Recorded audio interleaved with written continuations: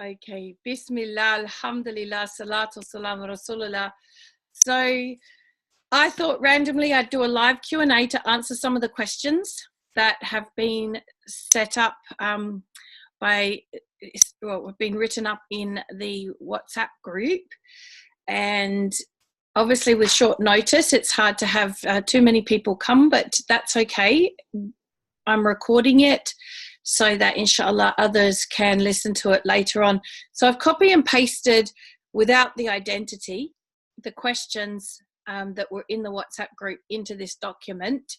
And I thought we would work through them step by step, inshallah, on how you might tackle some of these parenting challenges. So I've already shared a couple of videos over the last couple of weeks and some other videos earlier about peaceful parenting, about how we have to look after ourselves first and our emotions first, about children's behavior being off track when they're feeling disconnected, and about how it's about building connection. And I did promise that I would do a video on how we reestablish that connection, which I will do inshallah. But in the meantime, I want to tackle some of these questions. So the first question was, I need help becoming an example of patience, industriousness, and tidiness as I fail miserably with all. Okay, so this was parenting questions, and I'm just going to do my best to answer them without any more background information. And if I get the essence of the question wrong, whoever's question it is, please, you're welcome to private message me and I'll clarify more. So in this particular question, I read a number of things. So I see a mum who wants to be a really good example for her children, an example of patience, industriousness, and tidiness. Now, I'm not entirely sure the age group of these children, so I don't know, how realistic, for instance, tidiness might be. And sometimes I think when it comes to tidiness, that we can have unrealistic expectations. And as a result of those unrealistic expectations, struggle to have patience. So in fact, the expectation of tidiness can actually be the downfall of patience, because we're expecting ourselves to keep everything in a particular way. And of course, anyone who has children knows that as fast as you clean up, they're running around behind you making a mess. SubhanAllah. So it's like a never-ending circle of work to do. So the industriousness, I'm not entirely sure what the sister means by that, other than maybe she wants to set the example of being, a productive person. And whether she means that because she can't keep up with things, it doesn't seem like she's being industrious. Maybe there is an element of just really expecting more of herself than is really truly possible. And this is something that we do as parents. We put a lot of pressure on ourselves.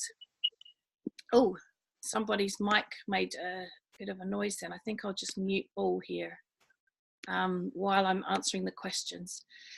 Feel free, if you've got a question you'd like me to answer, to type it in the chat box, by the way. Otherwise, I'm working through the questions that were in our WhatsApp group. So what I was saying was that as parents, we often put a lot of pressure on our own selves, or we read into a lot of things people say to us and put pressure on ourselves. So there may be people saying, you should do this, you should do that, you should have this under control, you should have your life in this kind of order. And when we put that kind of pressure on ourselves, taking all of that on board, what can happen is we fail miserably in the patience department, because we see our children as a barrier to us achieving that the fact that they undo everything we do, or that they interrupt what we're trying to do, or they having to care for them leaves us no time to be able to achieve the other things, means that we feel a failure. We feel like we're not managing. So what I would love every mum to do is give herself a break. Take take herself off the hook and allow herself to not have to be perfect, to not have it all under control, because parenting is messy work. Parenting is crazy work. It can be soul destroying work at times, but it can also be the best work in the world at times. So depending on the age of your children, you have to have realistic expectations of what you can achieve. And when we can be realistic around our expectations of ourselves, we can actually be a better parent. The whole patience side of it becomes much easier, because it's a lot of this thinking that we've got going on that is creating the problem in the first place of us being able to be patient with our kids. So that's all I want to say for that question, because I wasn't entirely sure the age of the children or enough detail to be more specific, but that's just a general answer to that first question. All right, so the next question. Teenager not taking his responsibilities seriously and doesn't understand it is time bound.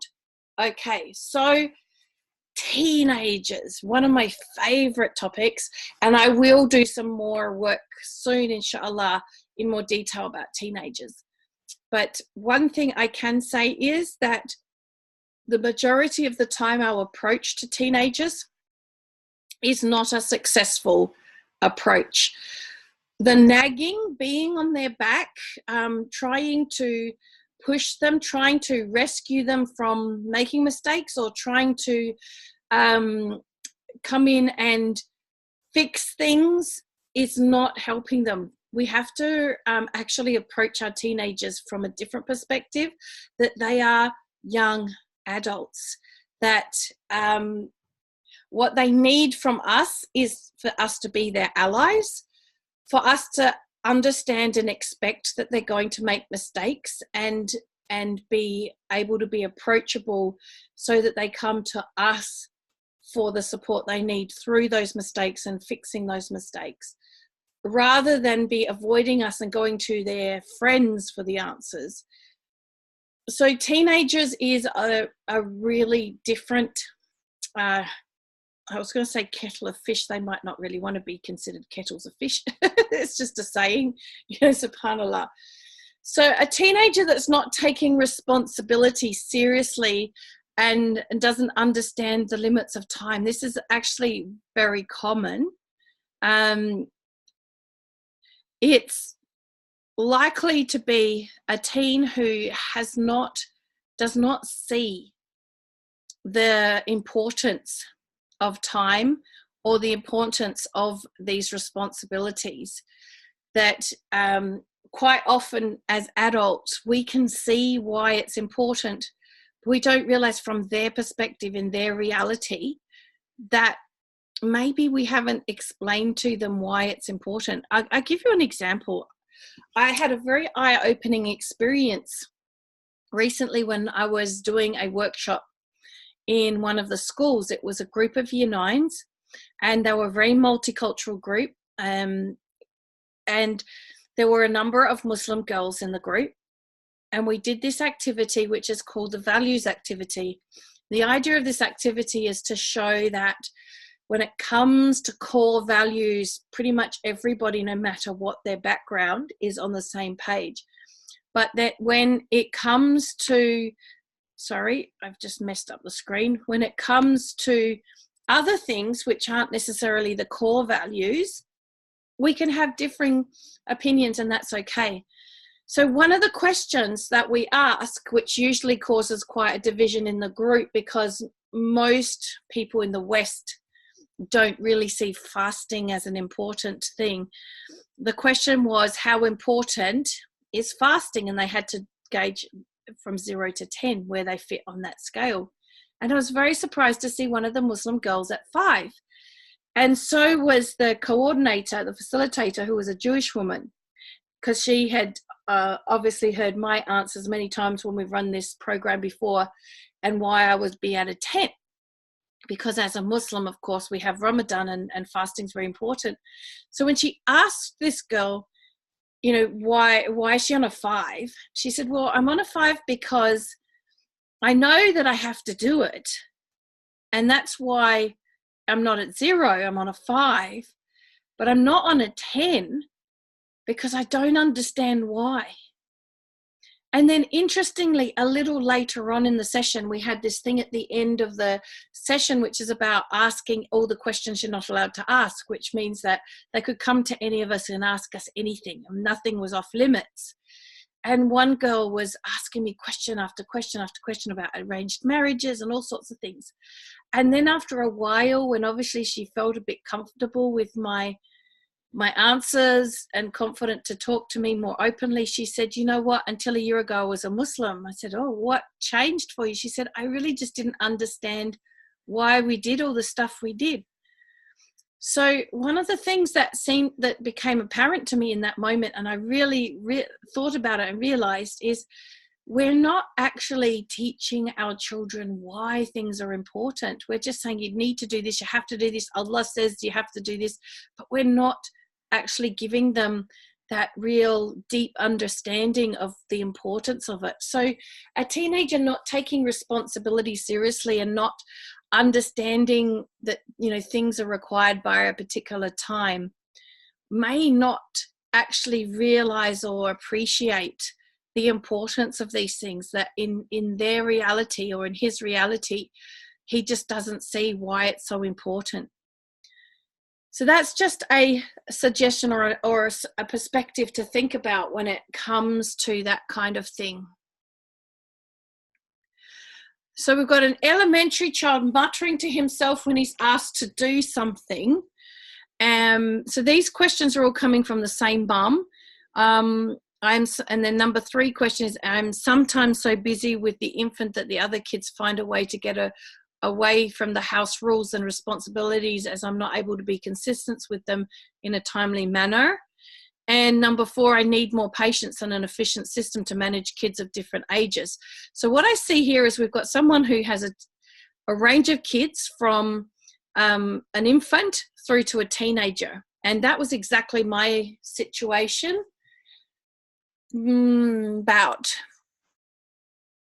Probably the similar scenario to that for me would have been about 6 years ago. My youngest is 8 now. So an infant would have been 8 years. And at that time, I think my oldest was like 13 or 14. I have to do maths to figure that out. He's 21 now. So I understand that, you know, I was also busy studying. I was also busy trying to work and having 5 kids, all in that age range. And so I see this mum maybe being in a similar boat. And the one thing that comes through to me in all of these questions is it's actually all one thing. The children are finding mum disconnected. She's disconnected because she's got so much to do. She's so divided into so many places that she hasn't got even enough resources to fill up her own cup, let alone have enough overflowing to fill up other people's cups.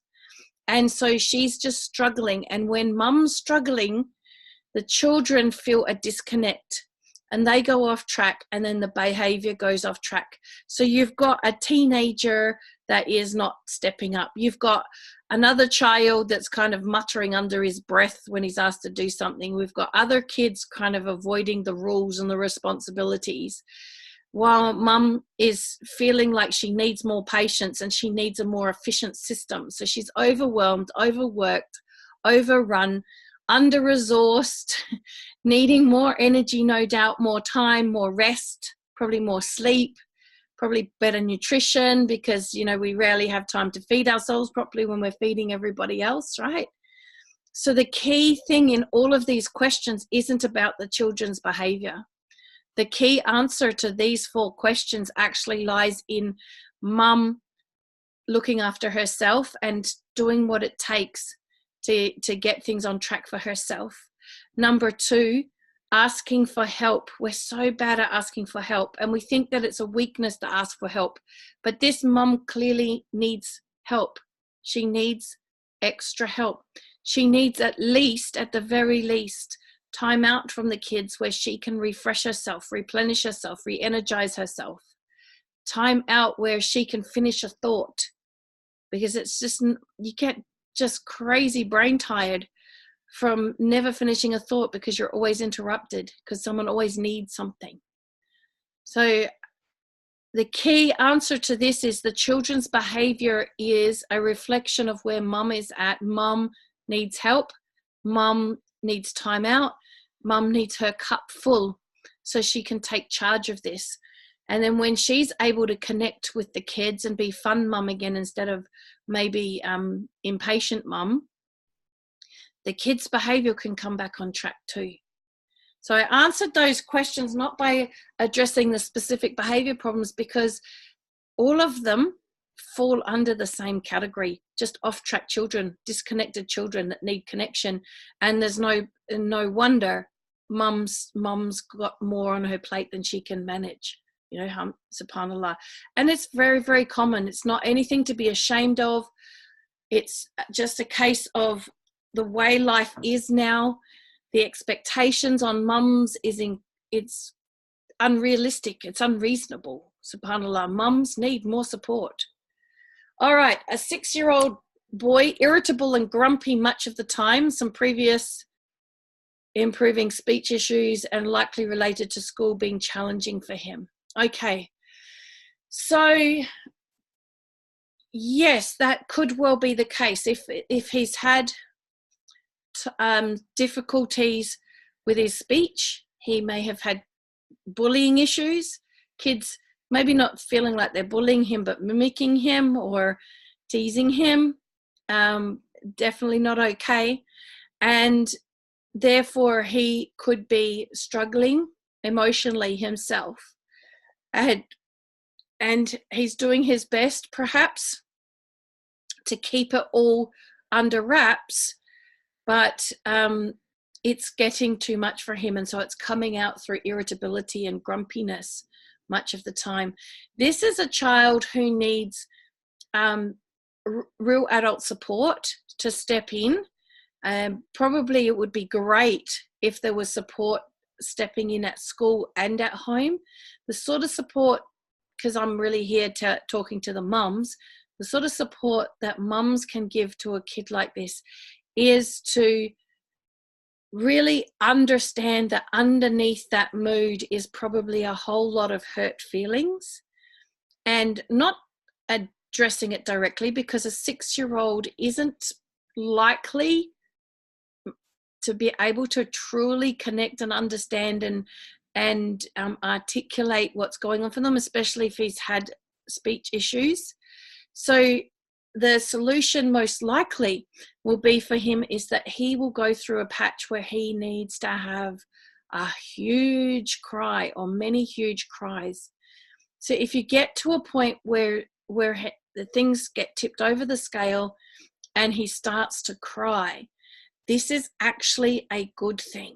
It's not a bad thing. And if everybody jumps on him and says boys don't cry and tries to shush him at that time, it's actually going to really just hinder him getting past this. He really needs to have this opportunity to release all the emotional tensions that is stored in him that's coming out in the irritable and grumpy behavior. That if it gets across the line from irritable and grumpy to tears, then you actually know you're on the way to the solution. Because those tears, if they're cried in conjunction with a caring adult being with him and just saying, I know it's been really hard and I'm so sorry you've been through all those challenges and I'm right here for you. Just words like that. And sometimes when you say words like that, they'll cry even deeper. And that means that those words have really hit the spot of exactly what was needed. And if you can stay with that child as he releases all that tension about what's happened to him and how he's been struggling, you'll find a different child out the other side, subhanAllah. Maybe one who ceases to have such a difficulty with speech, because it could well be that, you know, all of this is part of the issue with the speech. I mean, I don't know enough background to say one way or the other. But children who've had that opportunity to really have that connection with an adult and really release the emotional tension that they've been experiencing around something big that's been going on in their life. Adults have described it like the child's had a personality change. They haven't had a personality change. They've basically come back to who they really are. And the person that was being that we were witnessing before was not their personality. It was just the way, you know, their character was being under the kind of strain, the emotional strain that they were under. So this child, you know, what I get from this question is really needs an adult to really be able to just stop and be present with him and really show him how much he's cared about. Not telling him what to do, not lecturing him, not even really trying to comfort him either, because we don't want to stop the tears by comforting. We want to actually allow those tears to flow by saying, I understand how hard it's been and I'm so sorry. You've had to go through that and I'm right here for you and I'm not going anywhere. They're the most powerful words in that moment you can say to a child like that. All right. Siblings not getting on, over efficient elder sis frustrated with slower younger brother. Yes.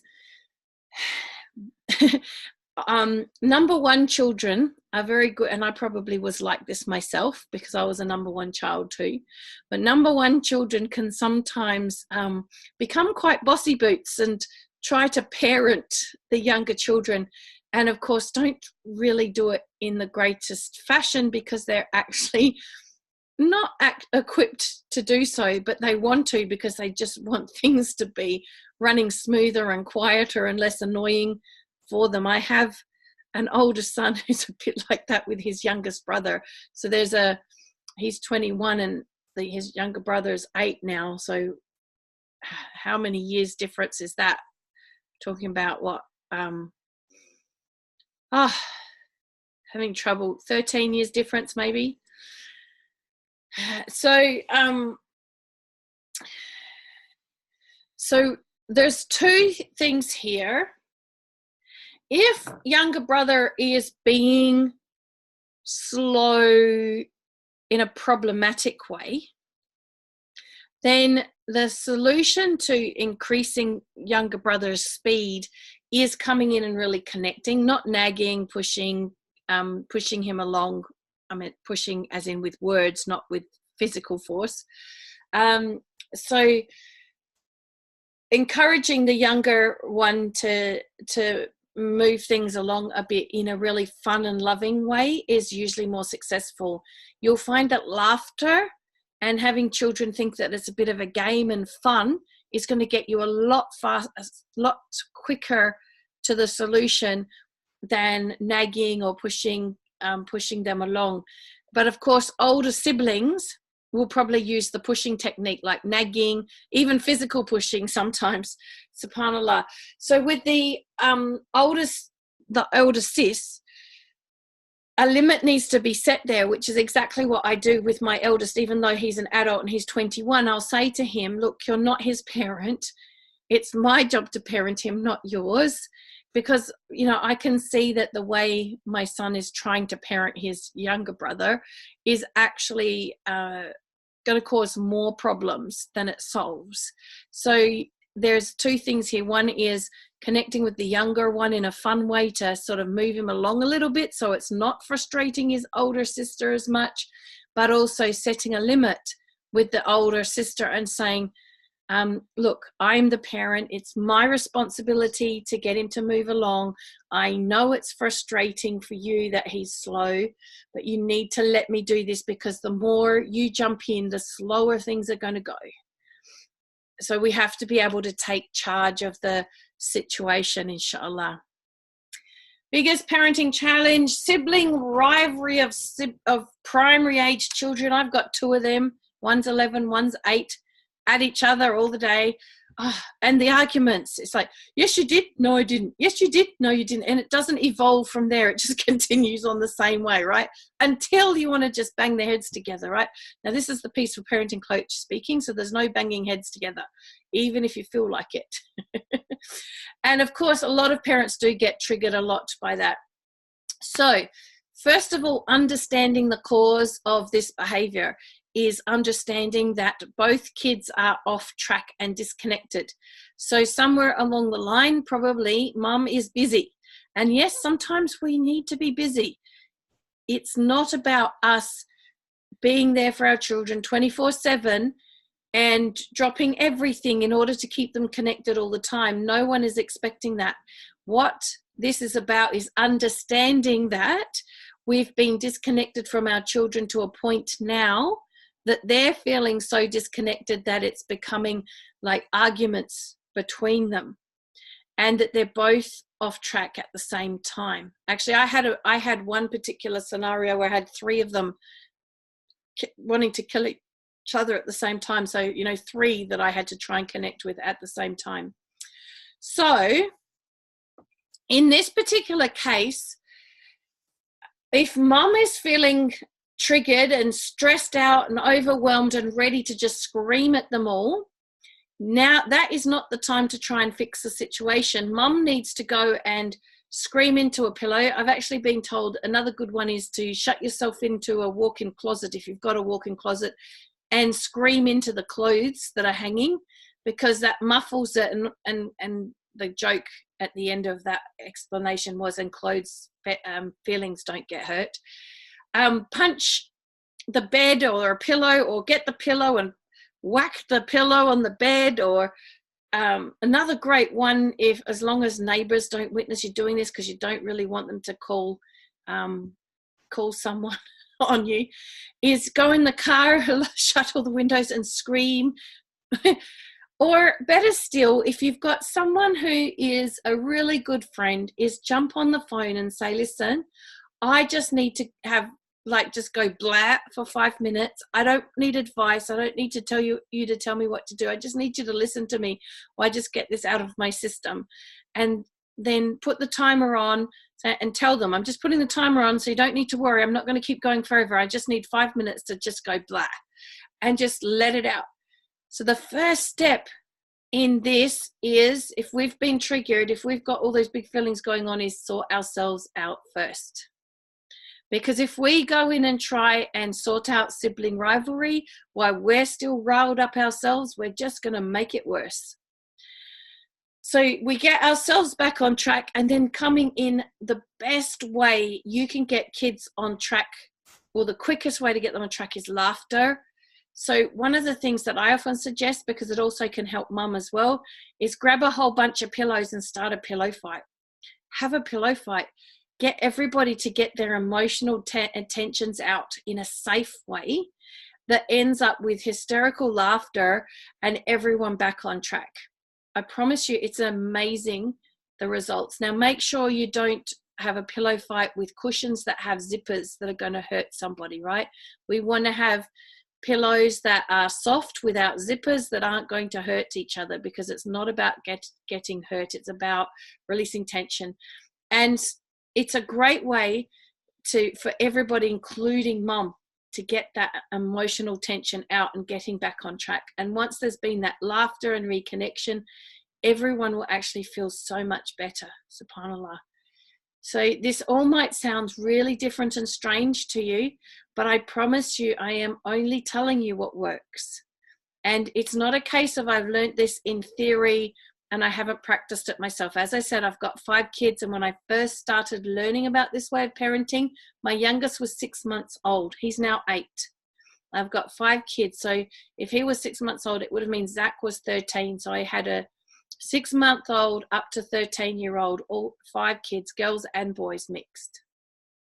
And all of these things worked. And we went through a lot as a family. Like, there were lots of parenting dramas to work through.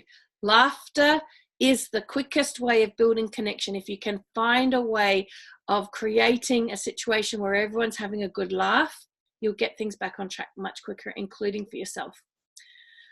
Overload of information regarding discipline methods for toddlers. Not sure where to start, therefore leading to inconsistencies. Okay, inconsistencies, yes. The biggest myth in parenting history that caused me so much stress and overwhelm.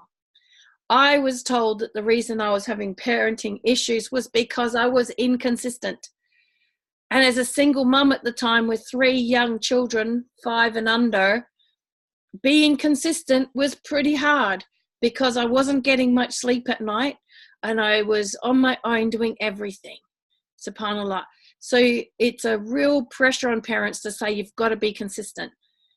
Children are not animals. They're not to be trained like animals. And consistency, of course, is important with animals. Otherwise, they get a confused message. The thing with human beings is we have a brain that is very different. We have a brain that can reason, a brain that can make choices. And so it is actually quite okay to say to kids, you know what? Normally, there's no TV time at this time of the day.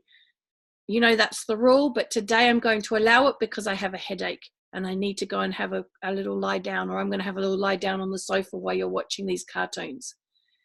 You don't have to be consistent. Sometimes you have to take measures to survive, and it requires you not being consistent. So discipline of a toddler. I think one of the saddest things is seeing toddlers being expected to behave like adults. So if a toddler has a tantrum, there's these ideas that you should walk away and ignore them. Or the methods that really are just really actually emotionally harmful to kids. If a toddler is being noisy and they're just being noisy for the sake of being noisy, that's what toddlers do. They're not actually meant to be quiet and still. They're meant to be exploring the world and learning. They're meant to be understanding the world through touching everything and tasting it and smelling it and feeling it and throwing it and all these sorts of things. So if there are things around that toddlers shouldn't be touching or playing with, then it's our responsibility to put them away while that child is at that age and allow them the space to be able to explore, to not be told no all the time. So that's one thing I would say. The second thing is that we expect, toddlers to be able to be reasonable. The part of the brain, the prefrontal cortex, which is the part of the brain where we reason, where we have impulse control, where we have short-term memory, where we make judgment, all that kind of thinking part of the brain is not fully developed until the early 20s. So a toddler has an extremely underdeveloped prefrontal cortex. They have many, many, many years ahead of development in that department. And yet we expect them to make good judgments. We expect them to be able to sit still for extended periods of time. That is an unrealistic expectation of a toddler. If we can just allow them, to be, they'll be much happier and we'll be much happier. So you'll notice something I've repeated many, many times in answering these questions of something that is causing problems here, and it's expectation. It's our expectation of our children, our expectation of ourselves, the expectation others have on us, or the expectations others have on children. Expectations can really mess with our parenting. So when it comes to setting limits with a toddler, it's about coming in and very respectfully, but very gently, but firmly stopping the toddler doing what they're doing looking at them, like right down at their level, not in a big scary way towering above them, but right down at their level. And if that means lying down on the floor next to them, that's what you do. I've done that many a time, even when the floor was dirty. And being at their eye level and looking at them in the eye and going, no, I can't let you do that. So that you're setting the limit. So you're teaching them, but you're not scaring the bejeebers out of them. You're not causing them more distress. You're really connecting with them, and you're guiding them to understanding the world in a positive way. And if you think about it, and you think about the examples of the Prophet ﷺ, can you imagine that as being the way that he might direct a toddler to the right way, in that kind of very calm, peaceful, down at the child's level? Wasn't he, ﷺ, the one that permitted his grandchildren to climb over his back when he was praying? And then when Abu Hurairah radiallahu anhu said, let me take them back to their mother, when he had them, when the Prophet ﷺ had them in his lap, and he said, no, leave them until they're finished. And Abu Hurairah radiallahu anhu didn't take the children back to their mother until they were ready to go. SubhanAllah. So we really need to understand our beautiful example of the Prophet ﷺ and how he really respectfully treated children. So children's ages 3, 4.5, and 9.5, and the oldest nearly 11. I feel my biggest challenge at the moment is my eldest not wanting to have a peaceful relationship with the 9.5-year-old brother.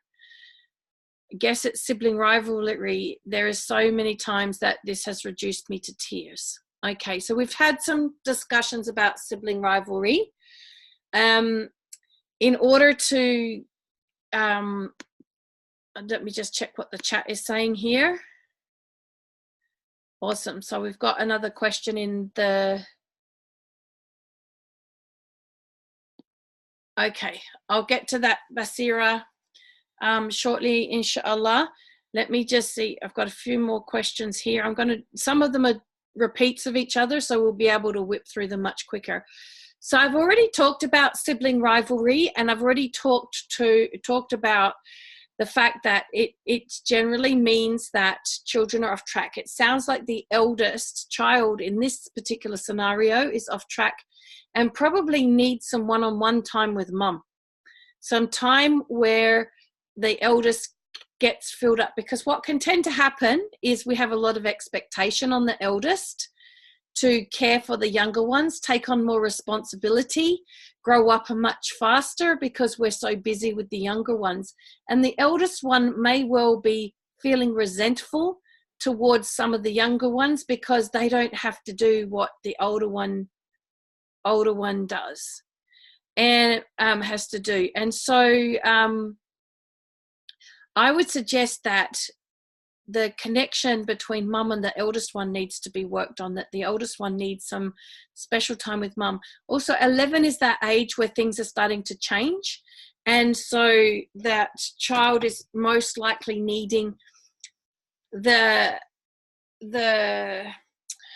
relationship between parent and child to start evolving to a different sort of level, and to be understood that they are also going through those pre-changes, things that are, starting to change their awareness of the world, life starting to, things starting to change within their bodies, even if it hasn't manifested itself into obvious physical change yet. Things could be biologically going on for that child as well. So time with mum for that eldest one could get everything back on track, including even the biological stuff that's going on, because perhaps that oldest one's going to need some quiet time with mum to ask some questions, have some time to be able to talk about things that they don't want to talk about in front of the other kids, and that child's not getting that opportunity because the younger ones are predominating mum's time. That's what I would read into that one, but I could be, obviously I don't have the people here to ask them for more details to elaborate. So I'm just giving the best general answer I can. Next on my list would be them not responding to calls and failing to carry out what I ask them to do. That's very common. So what we tend to do as parents is we're in the other room and we scream out, hey, just thinking of a child's name, hey, Mariam, go and put the dishes in the dishwasher, or hey, Muhammad, go and set the table. And we're just calling out to them, and then we don't see them doing what they're told, and we've told them several times, and then we get upset and frustrated with them. And at no time did we actually make any attempt to really connect with them, make sure that they were actually hearing what we were saying, that they were actually engaged into what we were saying and digesting what we were saying, and then carrying out what we wanted them to do. So we have to change our method of asking children to do things, instead of it being this kind of screaming from the other end of the house, hey, can you get this done? Same thing when we see kids doing the wrong thing, sort of screaming from the other side of the house, hey, stop doing that, or, you know, don't pick on your sister, that sort of thing. We've got to go back to connecting more with kids. When we connect with kids, they're more on track, they're more likely to listen to what we say and do what we say. So this sounds to me like a connection issue. And even if this mum isn't calling from the other side of the room, this whole responding to calls and failing to carry out, it sounds like that. The other thing to remember, if kids are on devices, they're in another world, they're not hearing you. So we have to actually reconnect with our kids first. We need to disconnect them from the device and connect them back to us, because they're disconnected from us when they're connected to the device, before they're going to actually hear us and respond to anything that we have to say. So the 10-year-old middle child is being mean to the 5-year-old. Again, it's about the child that's being the mean child is in all of these different scenarios is the child that you need to focus on reconnecting with. So that doesn't mean that we ignore the child that's been hurt by the behavior. Of course, we spend time with that child, getting them back on track. But what that sort of behavior is indicating is that the older child is off track. The older child is needing some adult connection to get them back on track. So we need to spend some time connecting with that child, not putting them in timeout or punishing them, because that's more disconnection and it's going to drive that child to be more off track. We need to spend some time. So at the time when they're being mean, certainly we're not rewarding them by doing special things with them at that time. We come in and we calmly and firmly set a limit and say, it's not okay to pick on your younger sister. And you make sure that the younger sister is safe and is okay, and you set the limit. But you also have to make a mental note that that child that is doing the picking on the other child needs your attention, needs some time with you, and you need to factor that in. Always quarreling with each other. We've covered that with the sibling rivalry. My 2.5-year-old is having a hard time listening to no and wait. She ends up crying out loud and louder when we say no, and continuously ask for the things until we give it to her. We're giving timeouts. It's working okay for now when it's at home, but when we're out, it's very hard. What's the right parenting approach? Timeouts is only for parents. There's no such thing as timeouts for kids. Because if you think about what I've been teaching you about connection, timeout breeds more disconnection, so it makes a child more off track. The other thing to remember, a 2.5-year-old is still young. Yes, sometimes we need to say no and wait, because there's, an issue like wait when it comes to crossing the road because of danger. No to, touching the hot stove or something because there's danger, of course. But we also want to make sure that we're not spending our whole life saying no and wait to a child. But sometimes as adults, we set the environment up in such a way that kids are being told no all the time, and that's all they're hearing. When it comes to her crying out loud and louder, when you say no until you give it to her, that's not helping her at all by giving in and giving it to her. What needs to happen is a limit needs to be set. If it is a no, if it's something she can't have, then it's being down at her eye level. I'm going to put my camera on and I'm going to actually stop the sharing for a minute and I'm going to demonstrate. So as the camera is at eye level, so I need to be at this level so that with the child, so you come right down to a 2.5-year-old's level, even if it means you have to crouch right down and then I would have my hands like on her shoulders holding her there, and I would be looking straight into her eyes and going, no. I said, no, you can't have that now. So maybe it's a biscuit or a lolly or something she wants before dinner. That's just going to spoil your dinner. No, you're not having it now. And so she's going, wow, wow, wow, wow, more. I know it's hard, but the answer is still no. And you still keep doing that right through the whole tantrum until she gets back on track. Because at the end of the day, actually what's going on isn't about what it is she wants. That's actually what's happening is that is actually a pretext for her to have an emotional release because there's stuff going on for her, subhanAllah. So giving in is not helpful. Timeouts is not helpful. Connecting with her, continue, set the limit, hold the limit right through to the end of the tantrum.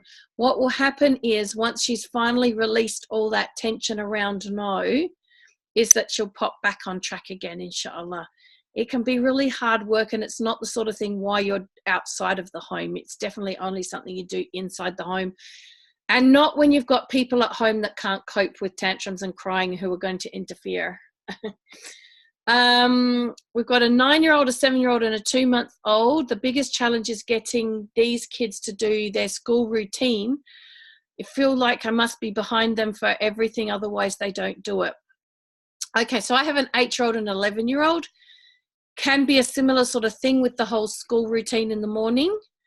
What I have found is that nagging is not good, that if I approach the morning in a fun way, if I'm jolly about it, if I sing, sometimes I'll instead of tell them what to do next, I'll sing to them what to do next, like being silly. Or if my 8-year-old is being a bit slow, I'll pretend to chase him down the hallway to make him go a bit faster. It's about, you will get further by being fun. That's what I can say. And the thing is, the more tense we get, the more upset we get, the more we nag and then start screaming at them, the worse it gets. So it's very hard when you've got a 2-month-old. I would imagine that that's probably part of the problem, that the kids were used to the routine where you were there with them and a bit more connected and perhaps doing a few more things for them than you can do now. With a 2-month-old, you've probably had to back off a bit. And so this has meant that they've become a bit disconnected from you, which happens. It's not blaming you for that. It's natural that would happen. So understanding that that's possibly another thing that could be going on for them. So spending a bit of time when the 2-month-old is asleep, or when someone else can be with the 2-month-old, to really kind of have some fun time with the 7 and 9-year-old to reconnect with them and get them back on track. It's always hard to find time to balance everything, but we have to. Okay, so those 4 questions we've already. Question 5, practical ways to parent a toddler who is not accepting a newborn baby. Okay, so we haven't addressed this question, and that was obviously from the same mum. She's repeated the questions, which is fine. We'll answer this question separately. Practical ways to parent a toddler who's not accepting a new baby. So think about where the toddler's at. The toddler used to be the center of attraction. Now there's a new baby. The toddler is feeling out of place. Why? Because less attention. There's often an expectation that we want them to be a little bit more grown up, do a few more things for themselves. Whereas before we might have been patient with them while they figured out how to do things. Now we want them to do it a bit quicker because we've got responsibilities with the newborn baby. So if you've got a toddler lashing out at the baby, it's not because they don't love the baby. It's because they see the baby as being the reason why they no longer have that attention and connection that they had before. So one of the key things to do is factor in special time with that toddler. When baby's asleep, get down on the floor and build blocks with the toddler. Play games that make the toddler laugh. Blow bubbles so the toddler can run around the room and pop the bubbles.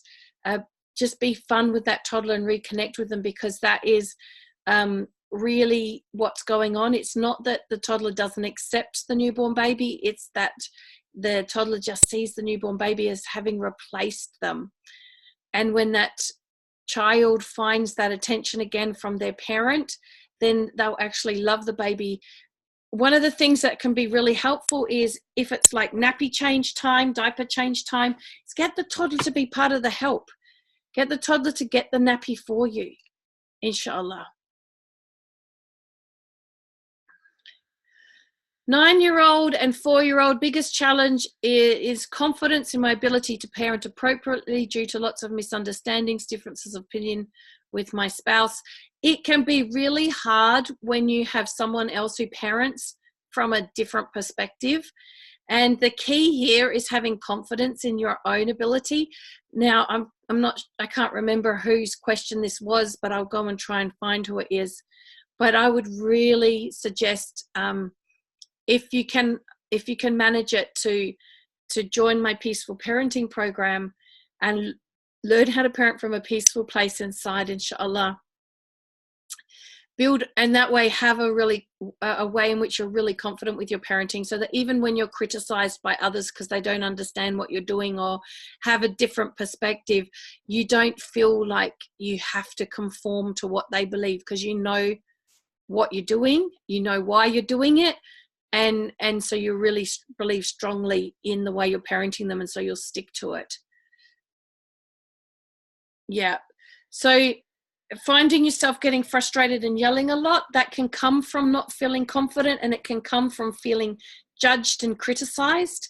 So, having a way of parenting that you feel confident in can be a really important step to a solution to that, inshallah. So now I'm going to go to the chat and just catch up with the question here in the chat. So actually what I'm going to do is I'm going to copy the question in here so that on the recording, because on the people watching the recording won't see this, I'm just going to put what you've written here, sis, into the Word document. Oops. Here. Right. Now put the chat away. Here we go. How do I deal with a 4-year-old that doesn't listen to simple instructions like sit here or do this? She can be so mean to people around her, don't know what to do. Okay. So first thing I want to explain is that a child's attention span or ability to sit still and do one activity or stay in one place is their age plus 2 minutes. So for a 4-year-old, you can expect 6 minutes before they're going to move and want to do something else. Okay. So having an expectation beyond 6 minutes is going to just lead you to frustration because you're expecting more of them than what they can really manage. If a child is not listening, it means they're off track, they're disconnected. If they're being mean to the people around them, it means they're off track and disconnected. So what to do is have fun with the 4-year-old. 4-year-olds love fun. Have lots of laughter, run around together. If it's really hard to get her to go and clean her teeth, have a competition who's going to get to the bathroom first and who's going to clean their teeth the best. If it's you're struggling to get the 4-year-old to put their socks on, stick the socks on your hands and have a puppet show with the socks. I did that one day with my little one when he wouldn't go to childcare. I stuck the socks on my hands and did a little puppet show going, I'm so sad. Milou doesn't want me to be on his foot. And then the other sock goes, me too. He doesn't want me on his foot. And had a whole puppet show. He was in hysterics laughing. And after that, popped his socks on and off he went, happy as Larry. Be fun. It sounds to me like this 4-year-old just needs to be reconnected with mom. All right. Just to really spend some time one-on-one connecting with the 4-year-old. Kids need that. To expand more, she's difficult to get along with. It's difficult for her to make friends, to play with them, and is always crying if she doesn't get her way. Rude to grandparents, aunties, hates school. Okay, so she's 4 and she's in 2 schools, regular school and weekend school. That's a lot for a 4-year-old. One of the things that we can do is put a lot of pressure on kids and then wonder why they go off track. Maybe she doesn't quite need as much schooling yet. The schooling systems that have the best schooling systems in the world are the ones in Scandinavia, and they often don't start school until kids are 7, and yet they have the best results in the world, and they do heaps less hours and they don't do homework. So we have this attitude that more is better, but I'm not necessarily sure that that's the case. I think quality overcomes quantity. But I think the quickest way to get this 4-year-old back on track is one-on-one time with mum, lots of fun, lots of laughter, lots of loving, lots of cuddles, lots of kisses. Help her feel loved, help her feel important to you, not important as in she's more important than anyone, because we don't want to breed arrogance, but she needs to feel important to you. What tends to happen is if she's become this difficult, if she's got to the stage where everything she might be experiencing from the adults around her is no or naughty, you're being naughty, or like it gets to the stage where we're always correcting them, we're always trying to prevent something happening or copying it from other people in the family because of the behavior. And so the child's got to the point where they never hear that they're any good, and so they're completely off track. So this is what I would advise, is just spend some quality time reconnecting, having fun, running around, being silly. And you know what? I know it can be hard as a mum when we're so busy and so pressured with so much responsibility and embarrassment and shame because of our kids' behavior sometimes as well going on. It's hard for us to be fun, but our kids need us to find that fun again. Look at the Prophet ﷺ in this example and how he was fun with Aisha radiallahu anha when she was really young. You know, even when she was older, you know, he was fun with kids. He was fun even with adults. You know, he would crack jokes with old ladies. There was an example where there was an old lady asking something about the people in Jannah. And the Prophet ﷺ said to her in a joke, you know, oh no, there'll be no old ladies like you in Jannah, because of course in Jannah everybody's at the age of 33. This is what he meant, but he was teasing her and she was getting really upset, but he was just joking around with her. So we need to remember to be fun for our kids. They don't need everything so serious. And if at the age of 4, she's in regular school and in the other school, that's a lot of her sitting still. That's a lot of her following instructions. It's a lot of her having to be good, that it's not surprising that when she's at home, it's kind of like she wants to let her hair down and just be a big kid again because she's had to work so hard at school. So that's what I would advise. And since you're here on the call, sis, if you've got anything you want to clarify around that or ask me more about it, please go ahead. But I've got to the end of all the questions. Alhamdulillah, I thought, you know what, I'm going to spend an hour answering questions, and subhanallah, we've been an hour and 5 minutes, or actually I think we probably started a little late, so it's been about an hour, so that's really cool. So sis, if you've got anything more you want to add to that, or whether you thought that was helpful, those of you who are here, I would love to hear from you. What of all the answers that I shared, what was useful or helpful? Was anything useful, helpful, interesting, different? Any questions you have about anything that I said, please go ahead. You're here. Take advantage of me while I'm here. And Jazakallah khair for making the time to be here. I know it was short notice. It was just a random thought of mine when one of my clients cancelled. Why don't I just jump on and answer these questions? I always find I do a better job doing it when I'm got people to actually speak to. So I prefer doing it this way anyway. So anyone gonna type for me and tell me what their takeaway is, what they've got out of it? Very helpful.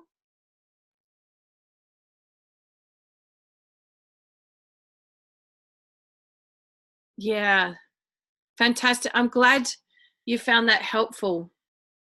And you know what? If you really, really want her to continue with all that schooling, then make sure that when she comes home and in between schools, if she goes from one school to the other, that there's lots of laughter and reconnecting and snuggling and, you know, rubbing nose togethers, and you know how you just snuggle your face into their tummy and you go, oh, I love you so much, and kisses down their necks and whoop. Allahu Akbar.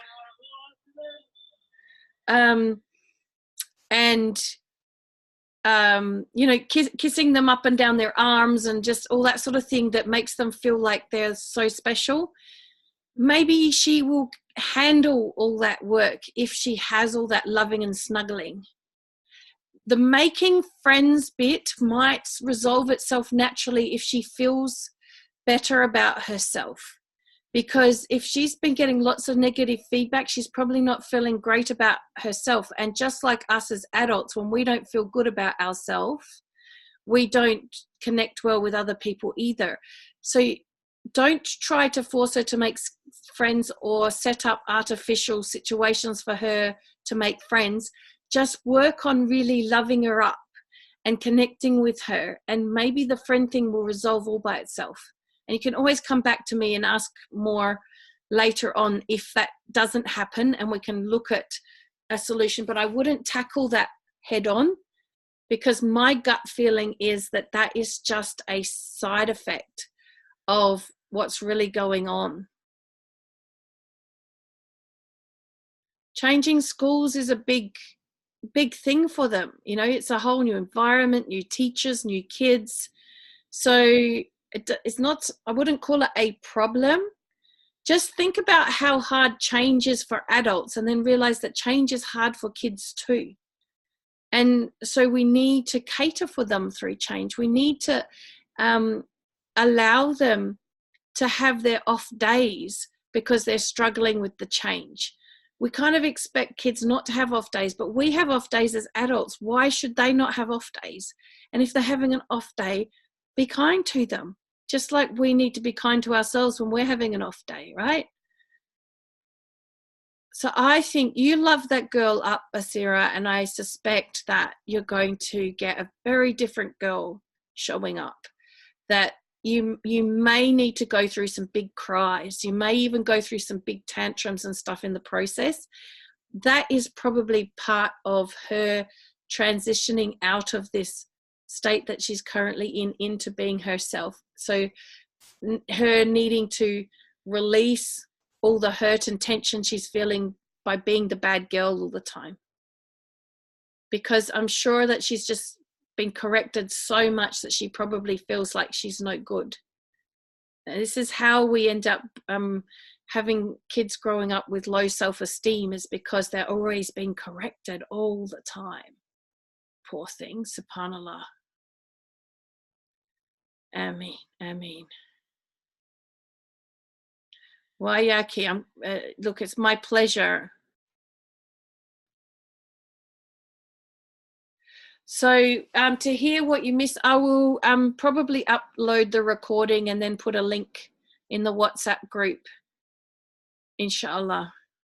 Basira, are you in the Peaceful Parenting WhatsApp group? Is that where you've come from? Because I did post it in another WhatsApp group as well. Excellent. Okay, so that's the group I'll be putting the recording in, inshallah.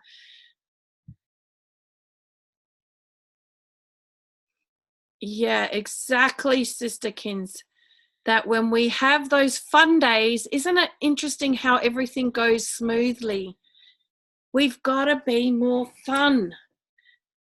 We are often part of the problem because we're being really negative and boring and tense and stressed and snappy and trying to get everything perfect. Let's just let everyone let our hair down and have a bit of fun. Pillow fights are the best. We broke our bed one time having pillow fights and things. We got a bit too carried away with all of us having a big pillow fight on the bed, and we snapped one of the woods underneath and made a big hole in the middle, like hole as in the mattress sunk down the middle. Alhamdulillah. But hey, having fun with our kids is vitally important. They need to feel connected. They need to feel loved. They need to feel that they are good enough. Just think about how many of us suffer from the problem of not feeling good enough. And then we pass it on to our kids because we're always critical of everything and making them believe they're not good enough as well. She is good enough. She's probably a very brilliant, intelligent kid, and with a bit of connection, a bit of thinking about, her routine and how you can put fun into that routine and connection into that routine. And you might have a very different child, subhanAllah, who has lots of friends, inshallah. My son has been parented this way now since he was 6 months old. He makes friends with everybody. He will make a friend, like when he goes camping with my parents. He'll be there, and within minutes he will have found someone, made a friend. And he'll be the friend of that person, like they've been friends forever until they part ways at the end of camping. And then he'll go somewhere else and, maybe in a park. And next thing we know, he's made a friend. Because when kids feel confident about themselves and feel connected to the adults in their life, they have no problem making friends. Nothing seems to limit them, subhanAllah. Well, everyone on the street has their ideas. You have to choose what is your way of parenting. And one of the things that I do when I teach in my program, Peaceful Parenting Program, is I explain to you even the science behind why it works. Then you apply it in your life, and when you see it works, you've got the science, you've got the proof in your own efforts, that you can just say, hey, look, I know what I'm doing.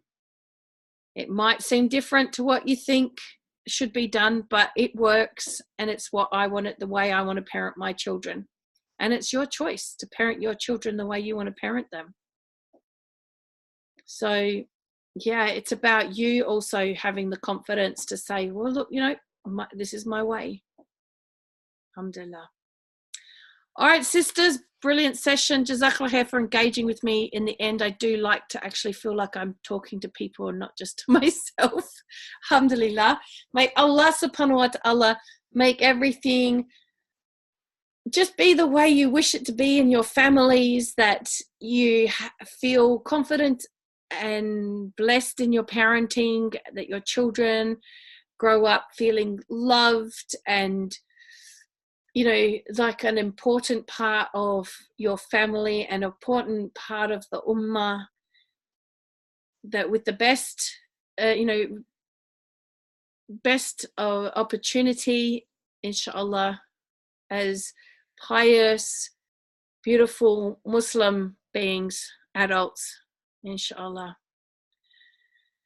And I look forward to connecting with you all again some more in the Peaceful Parenting group. What I will do is upload this recording. I will post it in the group, and then over this Saturday and Sunday, I will open the group up for people to chat in the group for over the weekend. Then we'll turn it off again on Monday, and I will try and address some of the other things that I promised I would address, inshallah, during next week. All right, so subhanaka Allahumma wa bihamdika ashhadu an la ilaha illa anta astaghfiruka wa atubu ilaik. Assalamu alaikum wa rahmatullahi wa barakatuh.